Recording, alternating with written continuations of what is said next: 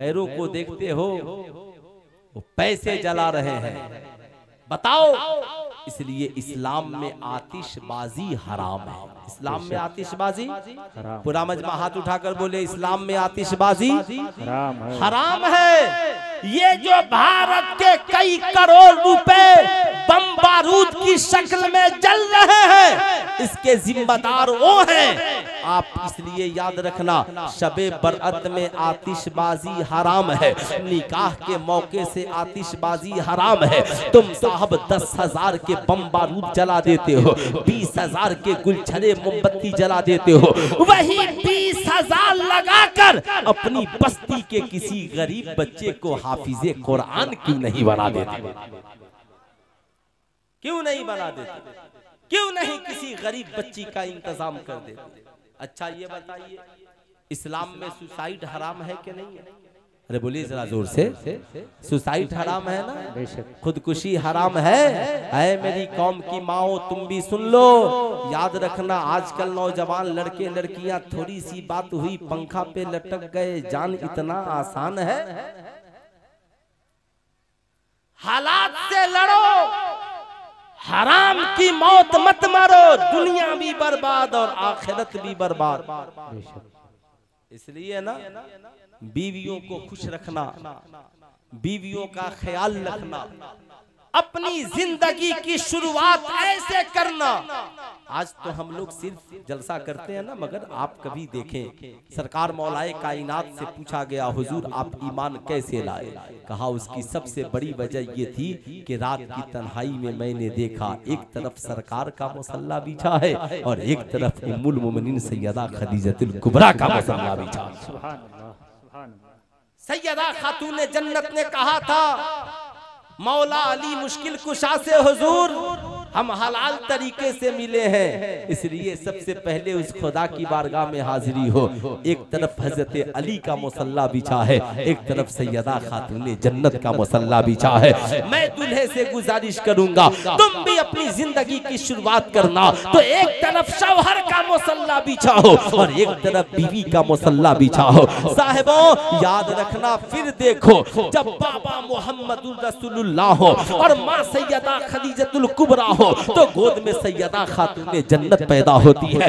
जब बाबा मौला अली हो और माँ सैयदा खातून जन्नत हो तो मैदान करबला में सजदे में सर कटाकर इस्लाम बचाने वाला हुसैन पैदा होता है। और जब माँ फातिमा उम्मुल खैर हो और बाबा अबू सालेह मूसा जंगी दोस्त हो, माँ भी बाहया हो, बाप की भी आंखें बाहया हो, तो गोद में पीराने पीर दस्तगीर जन्म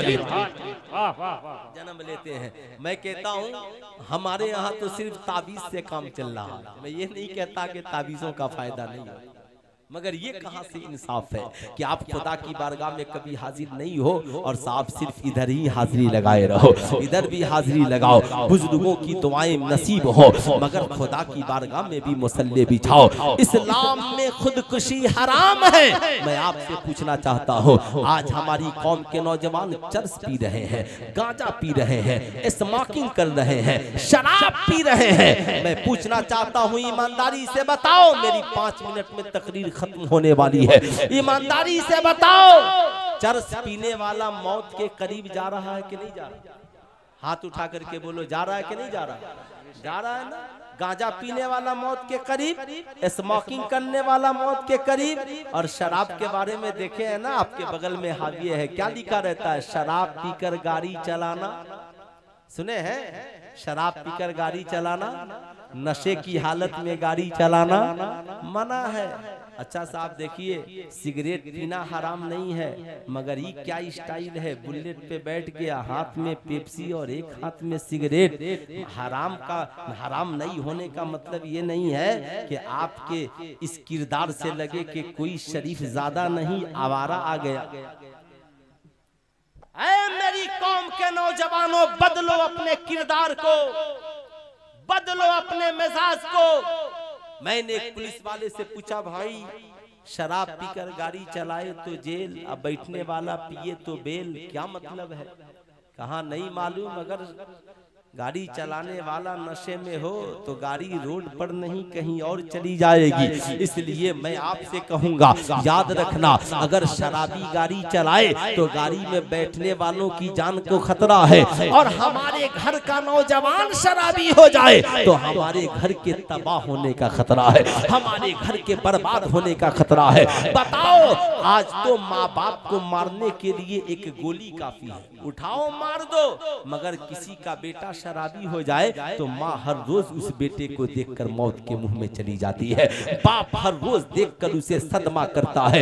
याद रखना मेरी कौम के नौजवानों, जब तू चर्च पीकर घर आता है सबसे पहले तेरी माँ रोती है, तेरा बाप रोता है। जब तू शराब पीकर घर आता है तेरी बीवी और तेरे बच्चे परेशान होते हैं। खुदारा सुल्तान रज़ा कहना चाहेगा, अब गुनाहों से तौबा करो, शराब पीते हो शराब पीना छोड़ दो, जुआ खेलते हो जुआ खेलना छोड़ दो, जना की आदत छोड़ दो, लॉटरी और सट्टा खेलना छोड़ दो, आपस में इख्तलाफ को बंद करो, इत्तेहाद को कायम करो, पाकीज़ा जिंदगी जियो।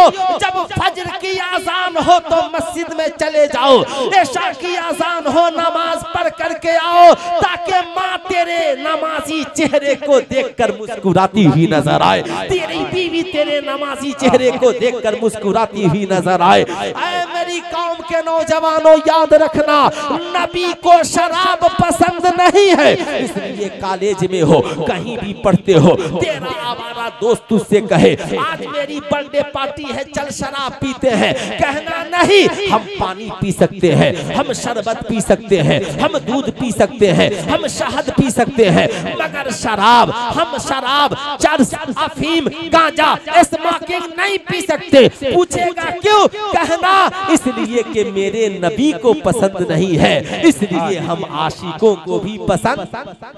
हाथ उठाकर बोले हम आशिकों को भी पसंद नहीं है। इंशाअल्लाह इस पे नौजवान अमल करेंगे, हाथ उठाकर बोले अमल करेंगे, जिंदगी में कभी शराब न पिएंगे ना, हाथ उठाकर बोले न पिएंगे ना, चरस अफीम गांजा से दूर रहेंगे, इंशाअल्लाह नमाजों की पाबंदी करेंगे।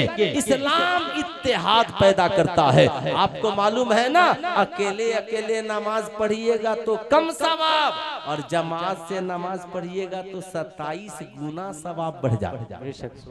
ये इत्तेहाद है। अकेले खाइएगा तो बरकत कम, और एक साथ इज्तिमाई तौर पे खाइएगा तो बरकत ज्यादा। और मोमिन का रिश्ता किसी से 3 दिन से ज्यादा खत्म। देखिए, झगड़ा बदअकीदगी का हो, नो रिलेशन, जो नबी का नहीं वो हमारा नहीं, समझ गए ना। और झगड़ा मोछ का हो तो हम मोछ कम कर लेंगे, समझ गए ना बात। झगड़ा तकब्बुर का हो हम कम कर लेंगे, झगड़ा जमीन का हो हम थोड़ी दे लेंगे। बस आखिरी बात सुने, मेरे इमाम और आपके इमाम कौन है? इमाम अहले सुन्नत, जिन्होंने हमारे ईमान की हिफाजत की, अकीदे की हिफाजत की। आला हजरत सरकार जबलपुर तशरीफ ले गए। कहाँ गए? बस आखिरी बात, कहाँ तशरीफ ले गए? जबलपुर गए ना, तो 2 भाई थे जिनमें कई बरसों से कभी बात नहीं होती थी। आला हजरत की बारगाह में लोग आए, कहा हुजूर ये दोनों भाई हैं और दोनों में कभी बात नहीं होती। तो मेरे इमाम ने कहा ईमान का झगड़ा है, अकीदा खराब है? कहा नहीं हुजूर सब ठीक है। कहा पगला, जब ईमान ठीक है तो बेईमान कोई है ही नहीं। गले मिलो, दुनियावी मामलात में सब्र करो और रब की रजा के लिए दोनों एक हो जाओ। जो पहले सलाम करके गले मिल जाएगा उसका ठिकाना पहले जन्नतुल फिरदौस। सुभान अल्लाह। इंशाअल्लाह हम सब इत्तेहाद कायम इंशाअल्लाह। आखिरी बात याद रखिएगा, एक बस आखिरी गुजारिश है मेरी, इस वक्त जो इस मुल्क में माहौल है ना, खूब गौर से सुनिएगा मेरी बात, है ना। अमीरों से मैं कहूंगा, खुदारा इन मदरसों को खूब मजबूत कीजिए ताकि हर बच्चा बच्ची दीनदार हो जाए। सुनिए, आलिम बनना फर्जे किफाया, हाफिज बनना फर्जे किफाया। कुछ बच्चों को बेहतरीन आलिम बनाइए, इतना बड़ा आलिम बनाइए उसकी मदद करके कि माशाअल्लाह आलिम हो, है ना, आलिम हो वो नहीं जो यहाँ नहीं बोल पाता, वो फेसबुक पर बोलता है। जो यहाँ नहीं बोल पाता ना, वो फेसबुक पर बोलता है। ठीक है, आलिम बनाइए, बेहतरीन हाफिज।